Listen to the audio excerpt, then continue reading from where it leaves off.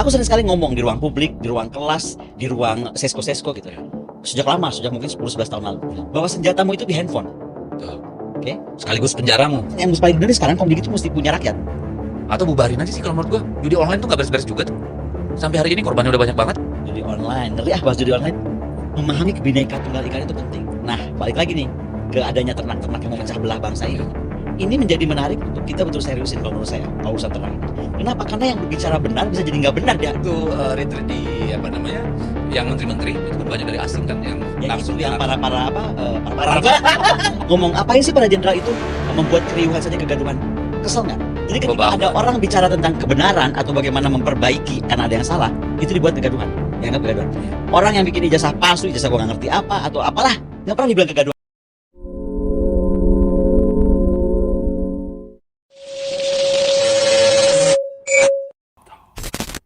Jumpa lagi di channel DSTV, channel yang nggak cuma talk tapi walk the talk. Tapi bukan walk kayak si Nganu itu, Mbak. Ini agak beda. Jadi kita kedatangan tamu, Mbak Koni Rakahundini Bakri. Semua kali udah tahu ya, sudah sering FYP kali di apa namanya di akun masing-masing, Mbak, di media massa dan segala macam deh. Tapi mungkin orang pengen tahu dikit, Mbak, soal Mbak ini di mana sih ininya apa namanya passionnya, apa memang di pertahanan atau intelijen atau apa sih sebenarnya yang paling ini? Passion aku ya sesuai pendidikan aku lah, Bang Deddy. Apa tuh? Of course backgroundnya aku kan international relations ya. International relations. Sebenarnya politik Indonesia, tapi karena kajiannya perbandingan antara Israel dan Indonesia on military aspects. Jadi walaupun aku politik Indonesia, tapi akhirnya lebih ke international relations. Makanya pembimbingku tuh Mas Andi. Andi Kan, Wijayanto. iya, Mas Andi kan dia HI. Nah, jadi kesininya aku lebih kepada pertahanan, keamanan, geopolitik, geoekonomi, and so on and so forth. Tetapi kalau sekarang ditanyakan dengan saya ada di Rusia gitu dan saya melihat dari jauh, memotret Indonesia dari jauh. Emang lebih bagus dari jauh. Kalau dekat puyeng, Mbak, udah bener tuh dari jauh. Ya? Iya. Nah, tapi aku jadi takut gue jadi Rocky Gerung. Karena lucu. Aku jadi tiba-tiba melihatnya begini. Dulu tuh Bapak bangsa saat menciptakan bangsa tuh apa ya? Keyakinannya bahwa bangsa ini bisa didirikan. Dreams-nya apa ya? Dreams one thing, tapi kok ada keyakinan bahwa bangsa ini bisa menjadi. Betul kan? Nah, kalau saya rasa waktu itu tuh Bung Karno, ini sekali lagi tanpa mendahului ya, tapi saya melihat berdialektika kalau istilah Ibu. Sepertinya dia yakin betul bahwa kita waktu itu adalah bangsa yang berkesadaran. Berkesadaran untuk merdeka. Nah, hari ini dengan saya melihat dari jauh, makanya saya sambil enak bisa menulis di Saint Petersburg, adalah sepertinya bangsa ini sedang hilang konsis ya. Hilang kesadaran. Dari level tertinggi. Maksudnya lagi pada mabok gitu ya? Iya, pokoknya lagi nggak nyadar. Kalau bahasa gaulnya nggak nyadar. Nggak nyadar apa ya bahasa gaulnya ya? Lagi fly kali ya? Lagi unconscious ya. Gitu. Dan makanya saya lagi bikin buku. Ya karena memang itu kelihatan ya. Kelihatan dari para petinggi kita beberapa tahun terakhir ini bisa dibilang itu kan minus shared vision kan, hampir nggak ada. Semua mikirnya hanya jabatannya atau periodenya lingkungannya gitu ya. Lingkungannya. Nah, tapi kan yang sedihnya, makanya akhirnya aku tadinya menyorotnya ke sana, pemimpin. Ketika aku menggali gitu tentang lahirnya bangsa, lahirnya peradaban gitu kan. Saya terus melihat bahwa kita juga nggak bisa terlalu nyalahin pemimpin. Kelihatannya juga kehilangan konsis itu juga rakyat. Mungkin saya nggak tahu apakah sekarang karena terlalu bombardir buzzers. Jadi rakyat yang sadar jadi nggak sadar. Ternak, bukan buzzer, ternak.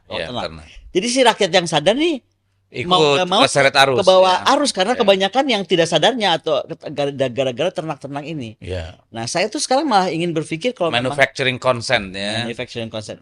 Makanya kalau kita boleh melompat ke 2029 dan kita harus menciptakan pemimpin. Aduh, jauh banget, Mbak. Kita bicara tahun ini aja dulu lah. Sebentar. Oke. Tapi penting nih. Kita harus cari alat dan gue rasa ada nih, Bang Deddy. Alat gimana caranya pokoknya semua yang unsur ternak hilang aja. Ya bisa kayak China. Mereka tidak membolehkan begitu bebas. Kalau membolehkan tidak membolehkan itu kita juga ngomong nggak boleh. Jadi ngapain? Nggak, sekarang nggak usah pakai nggak boleh. Langsung hilang gitu loh. Ada kontrol negara untuk melakukan itu. Harusnya kan ada, karena kan itu ada yang bayar. Bahkan sebagian mungkin pakai APBN dan APBD juga. Bahkan konglomerat. Mending APBN kalau hasil korupsi apa kabar? Nah itu dia, hasil korupsi, hasil kejahatan kan gitu nih. Iya betul. Tapi gini, kalau saya melihat, oke ini ternak ini kan hanya apa istilahnya ini produk sampingan. Produk sampingan dari sebuah kecenderungan di mana kekuasaan itu merasa bisa ya membentuk opini sesukanya, lalu mengarahkan kesadaran orang kemana. Kan ini yang jadi problem sebenarnya. Jadi sini ada persoalan perilaku kekuasaan kan. Jadi gini, kalau aku boleh menyesal atas ilmu yang aku bagikan selama aku menjadi dosen ya, panjang lebarnya gitu kan. Aku sering sekali ngomong di ruang publik, di ruang kelas, di ruang sesko-sesko gitu. Sejak lama, sejak mungkin 10-11 tahun lalu. Bahwa senjatamu itu di handphone. Tuh. Oke? Sekaligus penjaramu. Nah, sekarang itu kayak backfire kan ke aku. Betul. Padahal tadinya maksud aku itu adalah bagaimana kita penetrasi masyarakat dengan kalau dulu tuh mungkin kampanye inilah atau propaganda lah, kesadaran lah. Tapi sekarang akhirnya digunakan oleh the have, yang tadi the have yang special have itu untuk memelihara ternak-ternaknya dan destroying justru pemikiran. Betul. Saya tuh sedihnya di sini itu pemikir itu sekarang diperlakukan seperti pelengkap penderita. Iya. Atau seperti sampah malah. Even worse kan? Bahkan musuh. Iya. Aduh, itu yang terakhir yang paling benar. Makanya beda banget ya. Aku tuh melihat kalau sekarang orang pernah nanya, kenapa sih Bu Kony kayaknya kurang nasionalis memilih di Rusia? Loh, saya memilih di Rusia karena satu, itu sebuah kehormatan saya diundang di sana menjadi guru besar, ya kan? Yang kedua adalah saya melihat dan mempelajari kok di sana itu pemikir itu, guru besar itu, akademisi itu betul-betul tempatnya tuh semulia-mulianya tempat. Yes. Nah, itu yang sedang tidak terjadi di Indonesia kali ini. Di sini sibuk cari ini apa sampingan juga. Siapanya? Kebanyakan ya guru besar atau apapun namanya, lihat saja banyak yang terlibat dalam politik, dalam jabatan publik dan segala macam kan. Tapi itu ya bahasa tadi apa terlibat dalam jabatan ini aku mesti koreksi nih. Karena kayak kedekatan aku dengan PDIP. Orang melihatnya seolah-olah terjadi sesuatu. Di negara manapun biasanya seperti itu kan. Intelektual itu pasti berhubungan dengan entitas politik, entitas birokrasi, tapi kan tidak terbenam di dalamnya, tidak masuk ke dalamnya, tidak kehilangan jati diri. Ini misalnya guru besar jadi KPU korupsi juga tuh kan misalnya gitu loh, ya gitu-gitu yang bahaya kalau menurut saya. Nah itu sebenarnya yang ngacak-ngacak siapa? Nah ini mereka juga kan cerminan dari masyarakat kita juga. Nah, yang kedua juga menurut aku tuh kita ini sekarang kok jadi gara-gara tadi ya mungkin gaya hidup hedon, itu juga mungkin mesti di stop ya. Iya. Orang tuh akhirnya nggak mau berproses kan. Iya. Makanya kalau ditawarin misalnya nih aktivis, udah tahu nih besok jadwal jam berapa dia akan demo, udah malam ini dikasih tiket ya lu jalan-jalan ke Eropa nih. Dan mereka pilih itu. Nah ini yang aku lagi mempertanyakan, ini kita ngobrol nih, ke depannya gimana ya negara ini? Makanya saya bingung, kita bicara ke depan saya nggak tahu tahun ini kayak apa sih. Tahun ini ngeri. Tahun ini ngeri banget. Gimana? Orang ekonomi aku nggak ngerti juga soal sistem pajak dan lain-lain. Tapi kemarin itu ada seorang tokoh, saya nggak usah sebut namanya, mungkin belum mau disebut. Tapi dia ingat lihat begini, Bu Kony kan dekat sekali dengan PDIP. Bisa bicara dengan siapapun di PDIP gitu. Kira-kira Bu, saya tuh ingin sekali menjual ide saya karena kita tuh dalam bahaya. Bahaya apa Pak? Saya bilang. Juni kita pakai kolaps. Dia bilang. Juni pasti kolaps. Kita kena jatuh tempo utang luar negeri, ya. Kemudian kita kena efek Trump, ya kan? Dan yang dia pikirkan bukan pusat, tapi daerah-daerah yang 70% ketergantungannya dananya itu dari pusat. Nah, sekarang pertanyaan kenapa saya bilang datang ke saya? Iya kan? Kenapa PDIP? Kira-kira begitulah. Melalui saya. Karena dia bilang PDIP ini kan masih memegang paling tidak 50% kepala daerah. Sehingga kepala daerah inilah yang harusnya di brief bagaimana untuk menghasilkan dana. Jadi gini, mikirnya sekarang udah buat daerah masing-masing aja lah. Iya. Semua untuk SDM lah, selamat diri masing-masing. Selamatkan diri masing-masing. Bener. Aku pikir ya coba nanti aku sampaikan. Soalnya ini menarik ya. Jadi menggunakan potensi kepala daerah yang dimiliki oleh PDIP itu tuh betul-betul menyelamatkan daerah masing-masing. Paling tidak setengahnya Indonesia terselamatkan. Kira-kira bahasanya demikian. Oh, ya. Sangat logis. Logis kan? Ya. Iya. Karena seperti Ibu Mega juga begitu kita masuk pandemi, hal yang paling dia kampanyekan itu adalah soal makanan pendamping beras. Jadi ketika terjadi misalnya karena sesuatu kemarin COVID, besok kan bisa jadi karena persoalan lain, ya. Itu kita tidak bisa mengimpor beras karena kita ada ada gap tuh antara kebutuhan dengan produksi kita. Ya, dan kita gap di semua lah. Gula iya, garam iya. Tinggal harga diri kita aja yang nggak ada gap. Jadi ini kan selalu Ibu Mega bahkan memerintahkan kader tuh orang per orang untuk menanam, mengisi tanah kosong yang dia miliki dengan tanaman apa? Contoh kan Bu Risma. Ya. Bu Risma kan waktu jadi di Surabaya, kan saya kebetulan di Adipura. Jadi saya lihat betul Bu Risma itu apa yang dia ucap dia deliver. Bayangkan waktu dia menanam semua rumah-rumah wajib menanam sayur, menanam kebutuhan sehari-hari, dan bukan cuma nyuruh nanam, Pak Deddy. Beliau itu mengatur rotasi daerah tertentu itu kapan supply hotel di daerah tertentu. Jadi akhirnya menghasilkan kan, bukan cuma untuk ada proses berproduksi. Proses berproduksi. Saya sendiri langsung hidroponik waktu itu. Jadi saya punya 8 pipa. Jadi selama siklus bulanan itu saya nggak pernah beli sayur. Sekarang masih? Masih. Oh. Nanti saya tunjukin foto-fotonya. Jadi sayur aja saya nggak beli. Udah gitu loh. Minimal itu saya kan, karena nggak mungkin di Jakarta kan nggak mungkin nanam singkong mau di mana kan gitu kan. Dalam pot kan juga nggak mungkin gitu kan. Jadi ya itu yang dilakukan. Memang negara ini harus berpikir bagaimana bisa mencukupi kebutuhan dasar minimal. Ya, kalau bahasanya Bung Karno dulu kan berdikari. Dalam semua aspek. Betul. Iya. Makanya dibikin food estate, tapi food estate kan jadi bancakan juga tuh, nggak ada kelar-kelarnya. Kalau food estate mungkin lepas dari bancakan, kalau saya kan sempat melihat bagaimana hutan itu rusak ya. Yes. Sementara environment itu adalah menjadi isu terpenting dunia. Yang sekali background aku kan defense, ya, jadi mesti tetap konteksnya ke sana. Nah, dalam defense, dalam militer operasi selain perang, kayaknya kita banyak salah memaknai atau kurang memaknai. Kalau salah ntar gue dimarahin lagi. Kurang memaknai bahwa military operation other than war itu termasuk bagaimana deploying troops to protect the environment. Pangan bisa jadi isu pertahanan juga kan? Exactly. Tetapi itu juga bahwa kalau kita punya hutan itu kita nggak bisa urus, bisa saja satu hari negara adik kuasa siapapun itu datang, udah lu nggak becus deh, gua aja yang ngurus. Ini paru-paru dunia. Atau air lu, perairan lu ternyata nggak lu bisa urus juga. Nggak bisa jaga, udah kita yang masuk. Nah, jadi jangan sampai masalah lingkungan itu membuat troops malah masuk ke kita. Nah, sementara kalau kita lihat dari peta drones atau apapun yang sempat beredar tapi sekarang hilang ya. Yang itu mana? Yang damage di Kalimantan. Yang food estate. Food estate. Terus di mana lagi ya? Papua kalau nggak salah. Di Papua, di Merauke. Yang itu katanya hampir 3 juta hektar itu. Saya takutnya itu aja, sampai terdampak lalu orang bisa masuk dengan isu tersebut. Ya, ini kan yang membingungkan kita sebenarnya. Sebenarnya apakah benar-benar ada komitmen untuk kedaulatan pangan kita?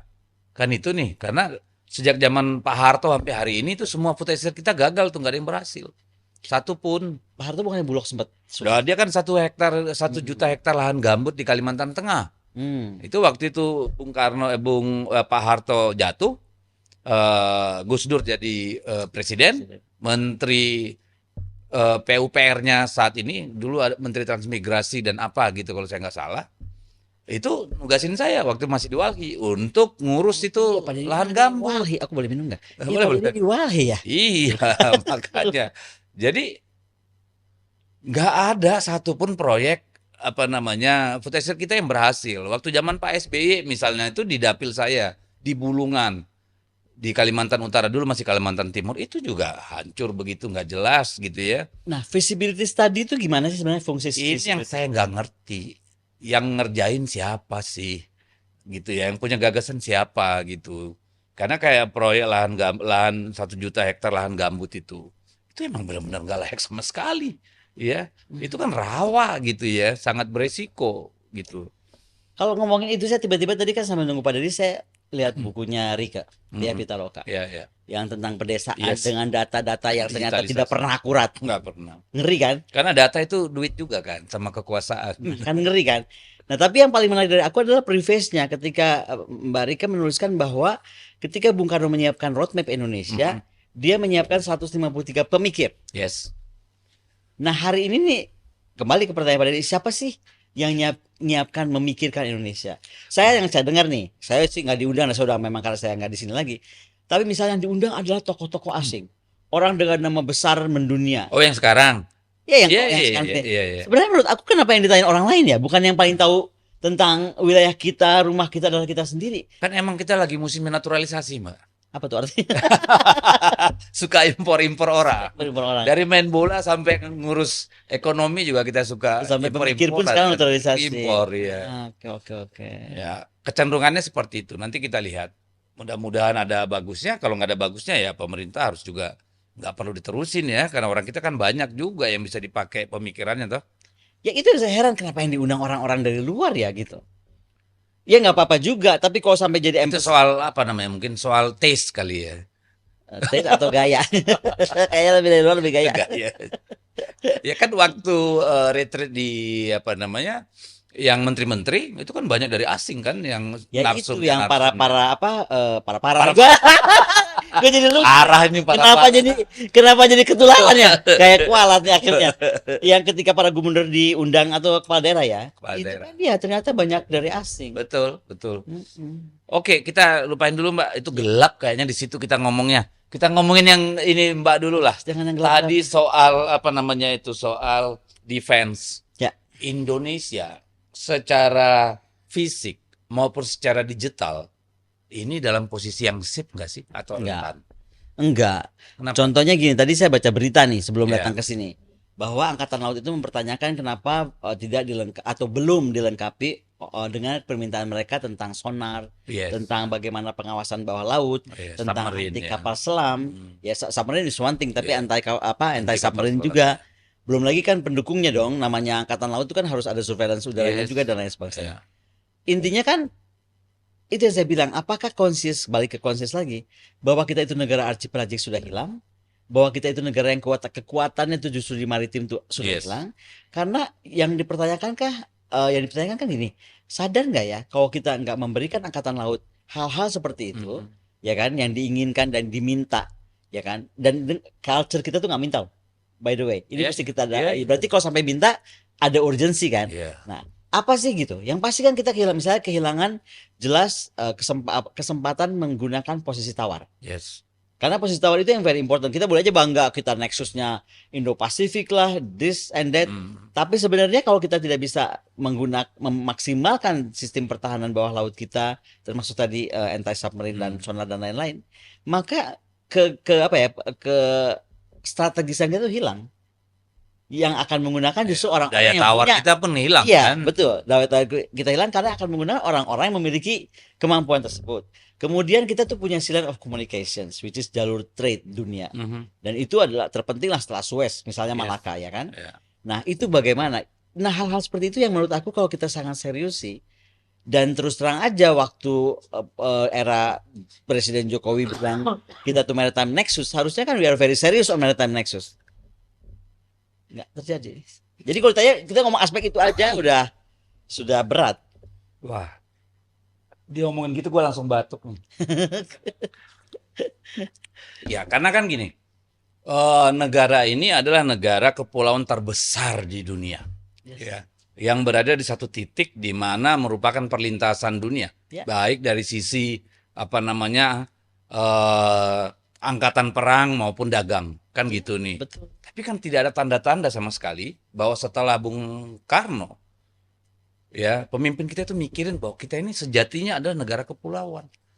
Iya. Ya jadi kan padahal gampang loh untuk memberikan keterangan bahwa perang itu hanya terjadi. Kalau saya ya lihatnya, kalau Mas Andi bilangnya saya itu revolusioner kalau mikir. Perang itu terjadi hanya tiga hal. Satu, resource. Kita kaya bener resource. Kedua adalah silence of communication, silence of trade, yaitu tadi alki kita, alur laut komunikasi. Terus yang ketiga agama. Kita punya penyebab perang itu sangat. Nah makanya buat Bung Karno mungkin waktu itu memahami Bhinneka Tunggal Ika itu penting. Nah balik lagi nih ke adanya ternak-ternak yang memecah belah bangsa ini. Ini menjadi menarik untuk kita betul seriusin kalau menurut saya, kalau urusan ternak ini. Kenapa? Karena yang berbicara benar bisa jadi nggak benar dikondisikannya, dan mereka menjadi yang paling benar karena menguasai apa namanya itu untuk memotori terus suara-suara mereka terus didengar, memblasting lah istilahnya.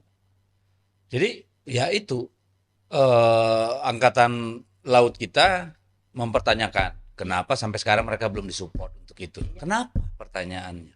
Kan itu pertanyaan sama Mbak. Pertanyaannya adalah tadi udah saya jawab dong, tidak ada hilang, bukan tidak ada mungkin kesadaran tadi bahwa kita tadi negara arsip-rancip, negara maritim, sehingga kemudian pengutamaan bahwa anggaran misalnya pertahanan itu harus lebih kepada angkatan laut misalnya dan angkatan udara itu tidak terwujud. Jadi masih lebih kepada oke lah, we have to please everybody.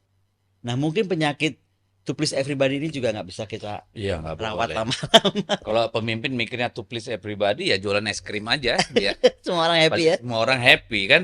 Ya memang itu kan rentan. Padahal kita pernah dikenal sebagai negara dengan angkatan perang terkuat di bumi bagian selatan. Yes. Gitu. Sekarang sama Singapura aja kita inferior. Kan ini gawat banget nih, ya. Nah, itu tadi satu secara fisik. Sebentar, mau di situ aku jadi tertarik. Dulu Bung Karno bisa bikin seperti itu karena sikapnya jelas. Dia datang ke Amerika nih, Amerika bantu gue, Amerika bilang nggak bisa. Oh yaudah, gue datang ke Rusia, kan? Di full support. Jadi ketika dunia kaget bahwa kita menjadi kekuatan bumi bagian selatan, ya memang kita bantu Rusia.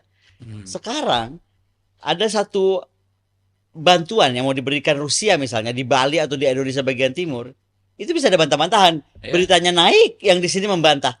Itu kan lebih kacau. Kacau, betul.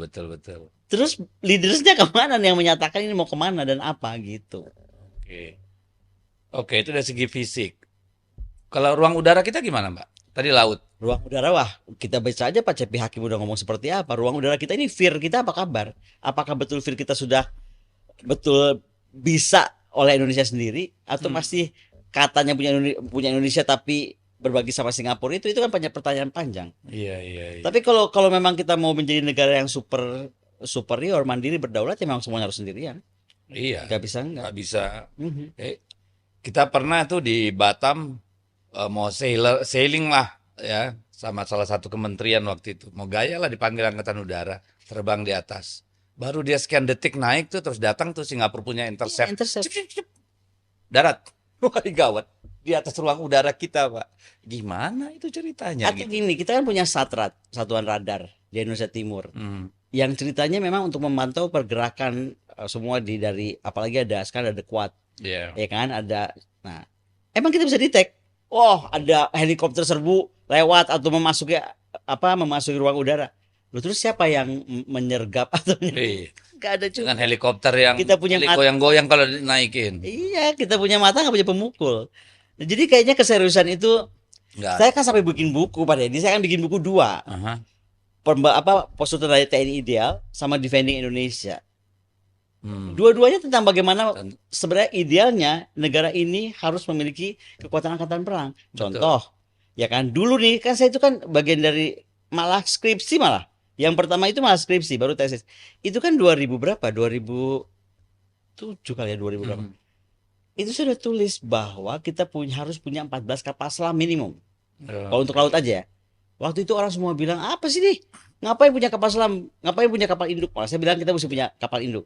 Ngapain, kan pulau kita banyak. Jadi memberi kalau nggak ada kapal induk, nggak ada kapal selam, gimana Singapura, Malaysia, Brunei, Australia takut sama kita? Nah, exactly. Nah, tapi itu bisa begitu dah. Begitu Australia punya The Quad dan dia berencana mempunyai 14 kapal selam dan beberapanya adalah nuklir submarine, baru kita ribut. Ya. Dan begitu Pak SBY pesan 2 kapal selam dari Korea, langsung kena sadap HP-nya kalau nggak salah waktu itu ya.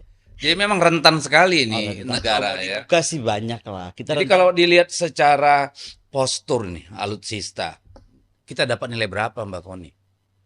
Dari sisi keamanan fisik Republik nih. Makanya jeleknya kalau aku kan selalu lihat dari ideal yang aku hendaki. Dan saya nggak percaya bahwa orang kan suka ngukurnya dari hal-hal lain. Enggak, ini harus murni dari postur aja. Ya. Lemah lah. Kita paling dengan readiness ya. Kita ukur dari readiness. 30%. 30% ya. Iya. Wow. Jadi kita beruntung aja memang pasca perang dingin tidak ada perang-perangan ya. Kalau tiba-tiba Malaysia atau Filipina ngambil wilayah kita kali susah juga kita. Kalau aku boleh lebih ekstrim ngomongnya, untung aja perangnya itu mereka sibuk dengan Ukraina. Coba kalau tiba-tiba sibuk dengan Papua. Bedanya apa? Posisi Papua untuk dipermainkan oleh seperti Ukraina dipermainkan. Ya, apalagi sekarang tadi ada balkanisasi. Gitu. Oh, ternyata gelap juga ya. Ya sudah. Kalau gitu kita ngomongin apa ya? Kok jangan ngomong gelap-gelapan gini, jangan gelap-gelapan, kita ngomongin Kita terang. sama-sama baju hitam soalnya. Terbalik tapi Oke. aku terangin di dalam. Iya, ini apa namanya soal cyber.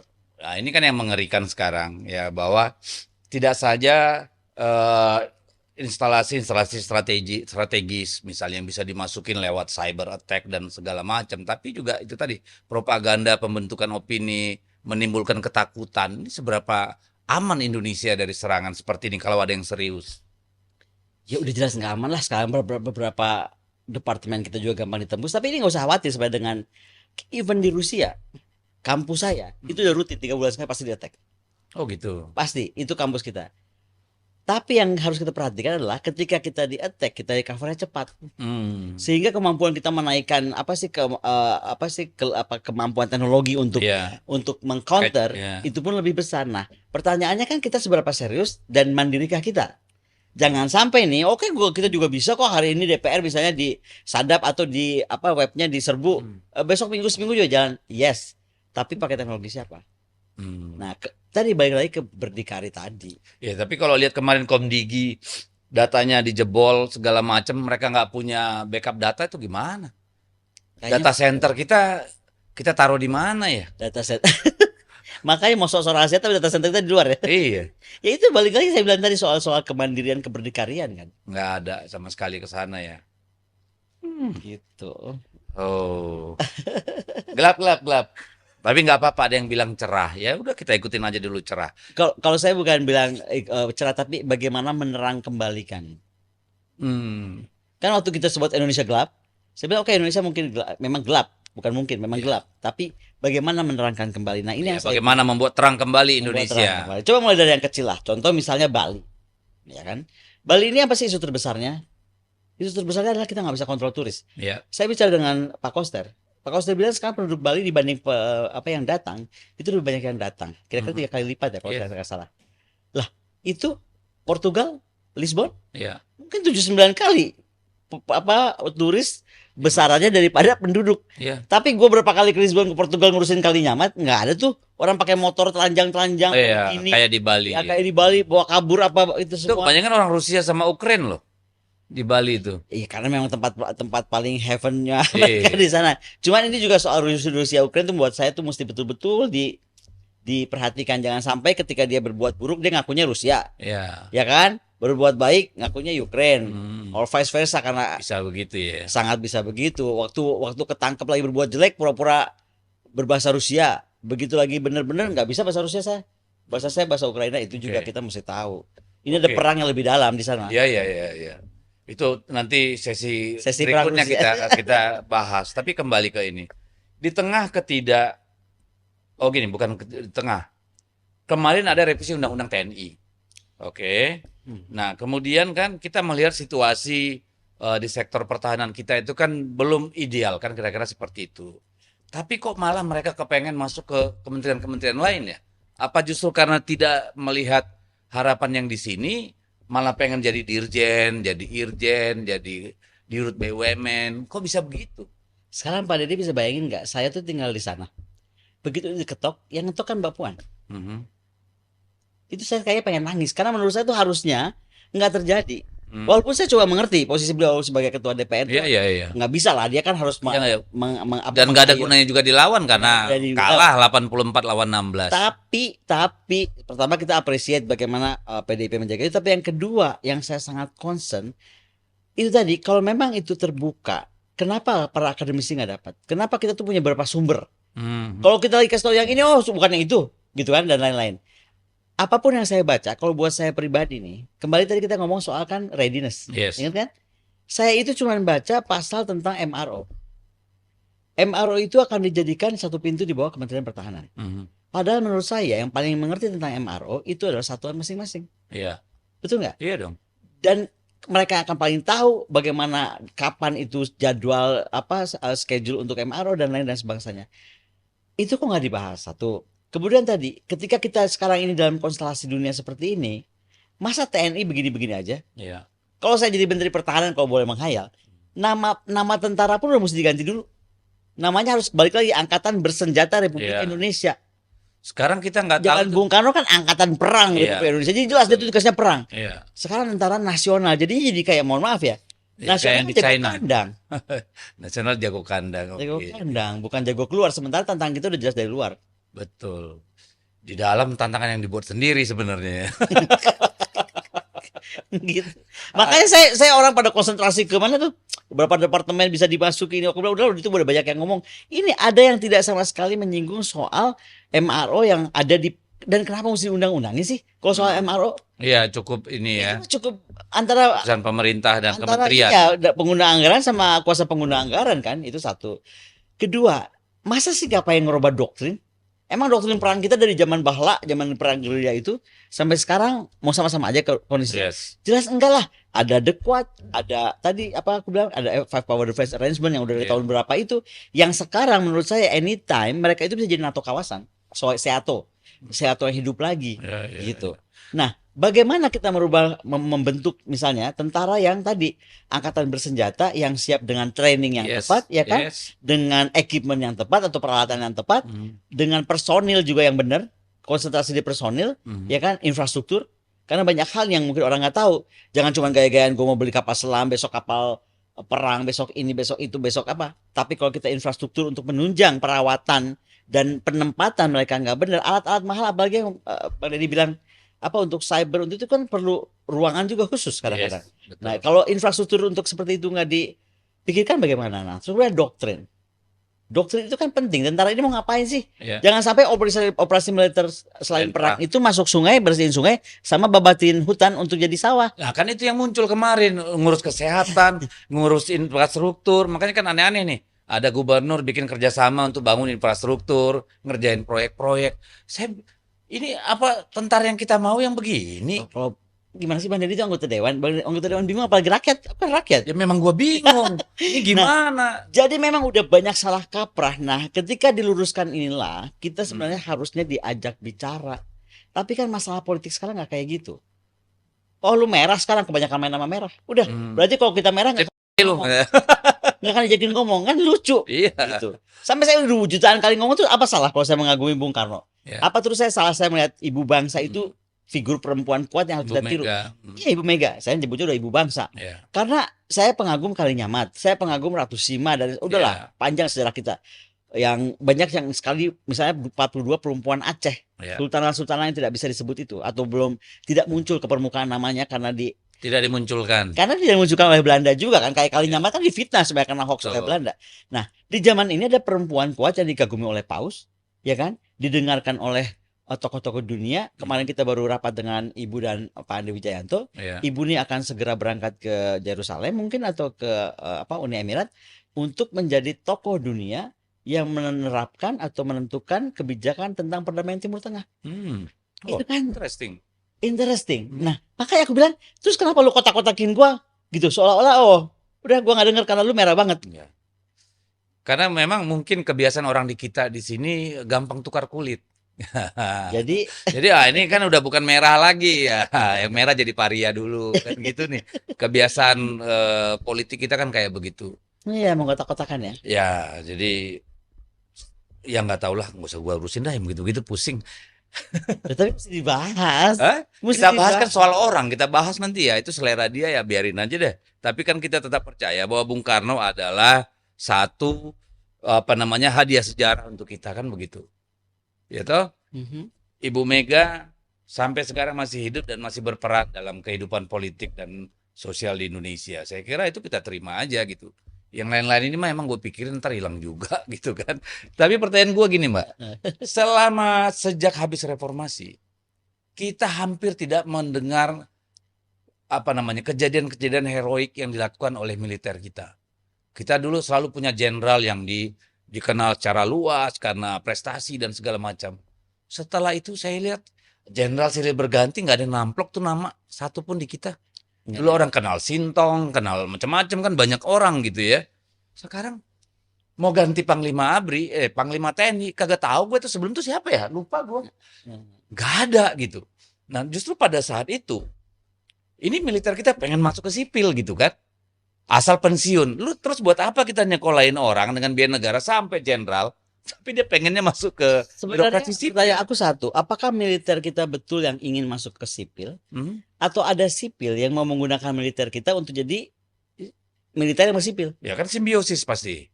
Kalau menurut Karena itu pertanyaan aku yang paling dasar. Karena ya, itu yang paling dasar. Sebenarnya mereka yang mau atau mereka sedang dikondisikan untuk mau? Kayaknya dua kepentingan itu bertemu deh, Mbak. Karena kalaupun ada yang kepengen tapi dia tetap berjiwa militer, pasti ogah yang lain aja, Pak. Karena kalau mereka konsekuen, nggak usah tuh pakai pengumuman bahwa kalau akan masuk ke sipil maka dia mengundurkan, enggak. Langsung begitu difinis dia pindah ke departemen, resign letternya udah jelas. Atau ketika mendaftar lu resign dulu dong.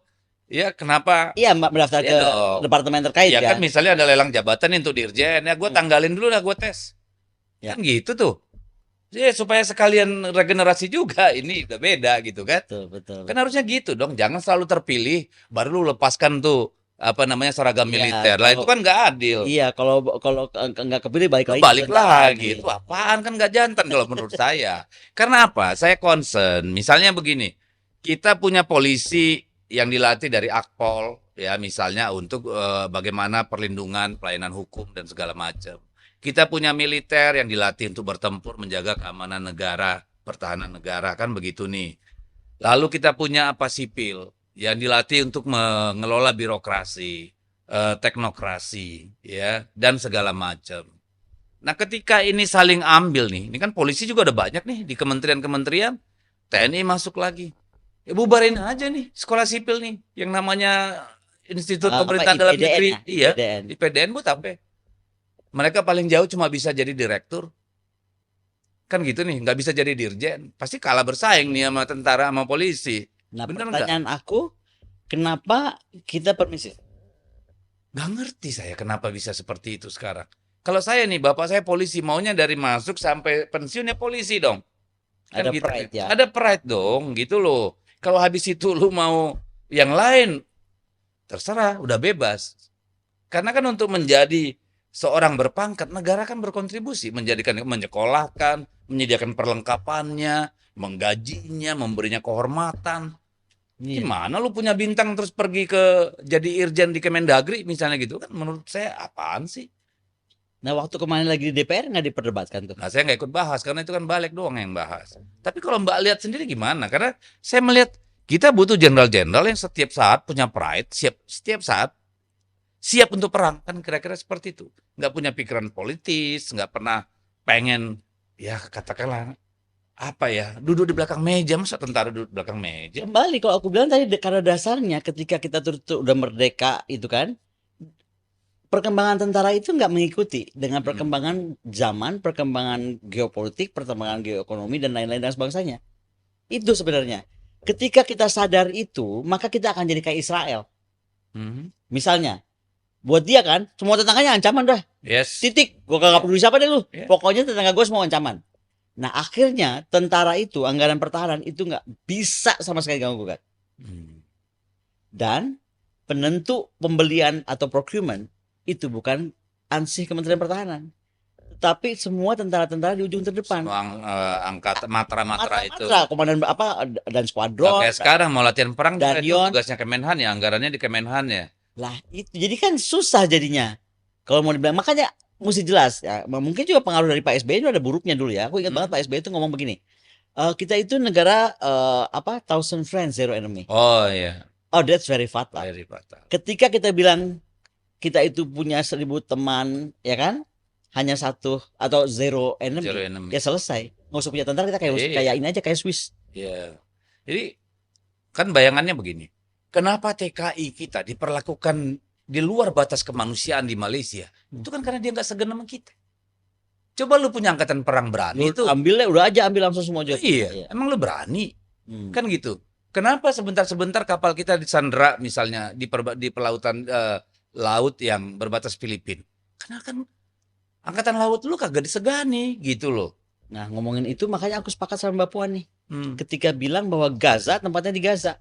Betul. Karena yang aku takut nih, kalau betul kejadian orang Gaza atau apapun itulah ditaruh di kita, kemudian kita nggak bisa mengawasi. Saya kan kemarin ketemu dengan tim ahli-ahli teroris. diskusi dengan akademisi ahli teroris dari ini bisa jadi breeding ground mereka. Bukan cuma breeding ground, yang ngeri itu jadi lone wolf. Kita gimana mau kontrolnya? Iya, iya. Pergerakan orang kita nggak bisa ikutin. Emang di Rusia itu setiap orang gerak ketahuan. Yes. Ada namanya registration system. Bayangin Pak Deddy. Jadi even saya nih, walaupun saya penduduk Saint Petersburg, misalnya di rumah saya udah jelas di mana, tiba-tiba saya diundang misalnya rapat di satu hotel, saya mesti register ke hotel itu, alamat rumah saya mana. Nanti ketika saya selesai, hasil register hotel itu saya harus laporkan ke imigrasi. Bayangkan pergerakan dalam kota aja, apalagi keluar kota udah pasti. Registrasi itu penting. Di kita orang bergerak kan bebas-bebas aja. Yang aku dengar malahan di beberapa daerah, contohnya Bali, para turis atau yang pemegang kitas, itu mereka nggak perlu pulang atau pergi dari Indonesia untuk memperbarui. Tinggal dicop oleh oknum-oknum yang tinggal ada duitnya. So, jadi tadi kan balikan ke awal kita membuka pembicaraan ini. Consciousness kita itu atau kesadaran kita bernegara itu bukan cuma di pemimpin, di rakyatnya pun sudah mulai gugur. Dari atas ke bawah udah mulai jadi zombie-zombie ya, pada cuti nalar ya. Ya memang pusing, banyak banget persoalan di mana. Tapi memang kan setiap negara ada tantangannya sendiri.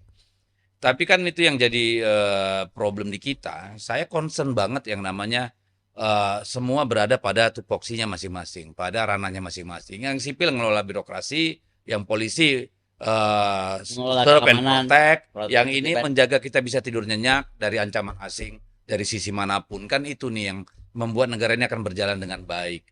Tapi lagi-lagi saya nggak tahu sekarang nih, apalagi banyak undang-undang nih mau muncul ya, kemarin undang-undang TNI, nanti undang-undang Polri, Jaksa, KUHAP, ini semua bicara kewenangan, bicara bagaimana mereka mengambil sebanyak mungkin kewenangan, kekuasaan. Gak ada urusan itu sama rakyat.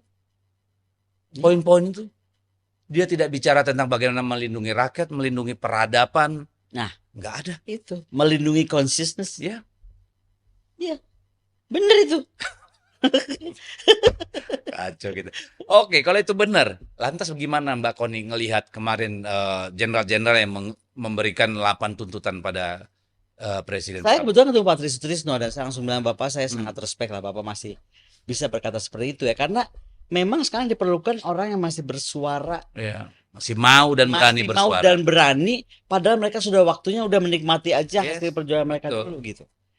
Udah saya mau menghargai, tapi terus sekarang kan mesti kita lihat apa tanggapan dari pemimpin. Contoh, saya tadi lihat nih, karena baru ditanya ya, tiba-tiba ada akademisi yang gua nggak pernah juga dengar namanya, something gitu, ngomong apa sih para jenderal itu membuat keriuhan saja, kegaduhan. Kesel nggak? Jadi ketika ada orang bicara tentang kebenaran atau bagaimana memperbaiki karena ada yang salah, itu dibuat kegaduhan, dianggap kegaduhan. Orang yang bikin ijazah palsu, ijazah gua nggak ngerti apa atau apalah, nggak pernah dibilang kegaduhan. Jadi sebenarnya makna kegaduhan itu apa sih? Ya itu tadi, karena diisi ternak-ternak itu. Saya kan juga sering ngalamin dulu bertahun-tahun ini, tiba-tiba ada pakar ini talkshow di TV. Kita ini orang dari mana lagi gitu kan? Hanya tuh belain tanpa batas nalar gitu. Tanpa batas nalar itu banyak, itu nggak usah kita pikirin. Tapi kan memang apa ya? Ada kebiasaan baru nih, seolah-olah ini sebuah berhala kan. Yang kalau disinggung dikit, pemujanya akan tersinggung. Ngambek, marah. Dan marahin norak. Norak karena kalimatnya hampir sama nih, mirip-mirip semua. Satu mirip, kedua selalu nyerang pribadi. Bukan tentang apa yang kita sampaikan. Betul nggak? Betul banget. Kan debatnya itu debat tentang apa yang kita sampaikan. Betul. Argumentasi dia apa? Betul. Argumentasi gue begini gitu. Oh dia enggak, langsung pribadi, tes. Selesai. Jadi saya membayangkan orang yang mereka bela ini begitu baperan orangnya. Nggak boleh dikit pun disinggung gitu. As if dia bukan tokoh publik. Ya, pejabat-pejabat kita inilah semua, pejabat dan mantan pejabat ini. Nggak boleh dikit akan terganggu, nggak bisa tidur. Sehingga pasukan ini harus selalu melindungi dari orang-orang jahat seperti kita ini, Mbak. Kita jadi jahat ya. Jadi kita yang jahat kan? Kita jadi jahat. Tapi tadi poin-poin itu gimana menurut Mbak Koni? Kira-kira apa yang paling urgent atau message sebenarnya apa sih? Terlepas dari 8 poin itu. Message apa yang mereka pengen deliver ke? Message-nya something went wrong. Oke. Something went wrong sehingga harus diperbaiki. Dan mereka itu tokoh loh. Mantan Kepala Staf Angkatan Laut, mantan Kepala Staf Angkatan Udara, mantan Panglima. Betul nggak? Ya mbok gitu, kalau aku nih coba diundang, Itu kan mereka bersuara kan, memberikan kayak deklarasi. Sama dari Bung Karno mengundang 531 thinkers saat membentuk roadmap Indonesia. Mungkin sekarang sudah waktunya mereka itu, para sepuh itu diundang ke istana. Contohnya Presiden Putin, kalau ada acara-acara kayak besok nih, 5 Mei, Victory Day. Memang siapa yang duduk sebelah Presiden Putin yang selalu diajak ngomong? Veteran. Semua veteran. Betul kan? Betul. Nah, diajak ngomong, diajak bicara gitu. Dimanapun mereka punya deposit pengetahuan dan pengalaman yang bisa jadi rujukan. Sangat bisa jadi rujukan. Dan harusnya bisa dipilah lah. Beneran nih ini para tokoh juga harus pakai buzzer. Bener nih ada orang yang ngomong bener ini diserang juga sama buzzer.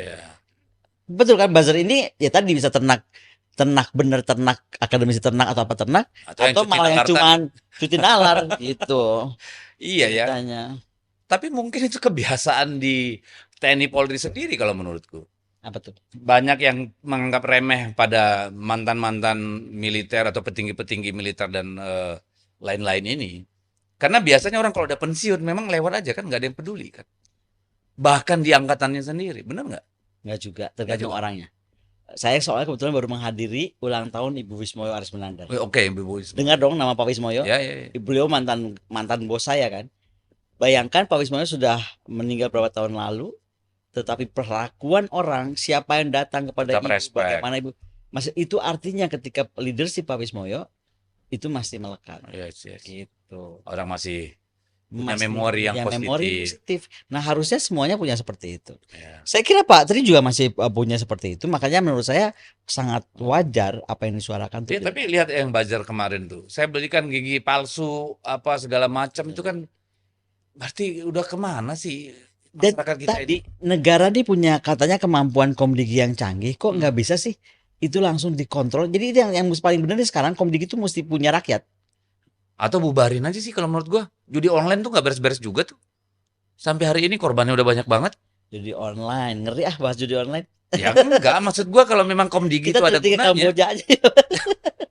Kalau emang itu ada gunanya, gitu loh. Orang dijebol juga sama hackers, nggak bisa ngapa-ngapain, kan gitu nih. Iya. Udah ada tersangka, bahkan sebenarnya menterinya pun, mantan menterinya kabarnya juga terlibat dan sebagainya. Dan nggak ada kelanjutan. Iya. Nah terus gimana kita berharap sama komdigi? Sebenarnya yang harus kita lakukan bagaimana melakukan literasi seluas-luasnya kan, sehingga masyarakat mampu memilah-milah informasi. Literasi kelamaan lah kalah juga sama ternak dan buzzer itu. Udah kita punya gampang kok, pakai teknologi aja. Langsung kata-katanya aneh atau nggak sopan atau nggak bener pada putus aksesnya ke ini. Selesai, hilang langsung semua. Jangan kayak kita Instagram lagi ngomong bener-bener tiba-tiba di blok. Udah ngalamin belum? Ya, udah. Been there was there. Gue lagi ngomongin sesuatu yang bener, tiba-tiba besokannya nih semua centang merah mau di take down. Katanya dianggap aku semua bukan original itu bisa digituin. Oh iya. Siapa yang bisa bikin? Iya betul. Tapi itu sudah memberikan kode-kode. Udah kode ya. Ya kalau lanjut terus ya sudah. Thank you Mbak Koni. Kapan balik ke Rusia? Ke Rusia setelah launching buku makanya mesti datang. Kapan launchingnya? Maunya sih ulang tahun Bung Karno. Oke, 6 Juni. Ya. Ya, masih lama Mbak Koni di sini. Jadi nanti kalau ada yang tertarik launching buku ya, mungkin kita bisa bahas di sini Mbak, apa yang dibahas di buku. Negara yang berkesadaran. Oke. Jadi sampai di sini, jumpa lagi pada edisi berikutnya. Terima kasih Mbak Koni. Sampai jumpa, sukses selalu. Thank you.